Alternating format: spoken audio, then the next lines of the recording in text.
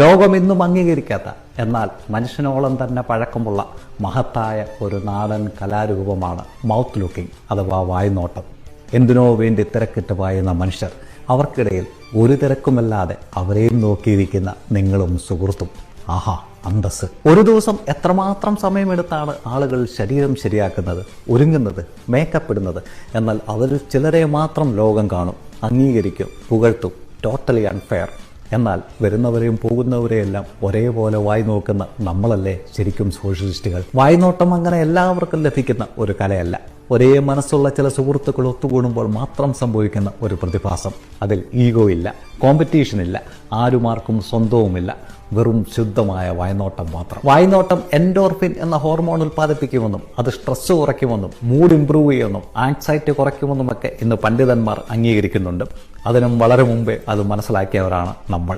വായ്നോട്ടം എന്ന കലയിലെ കലാതിലകമായ നിങ്ങളുടെ ആ സുഹൃത്തിനെ ഇവിടെ ഒന്ന് മെൻഷൻ ചെയ്യൂ. ഇനി കുറച്ചു നേരം നമുക്ക് ഇവിടെ വായി നോക്കാം.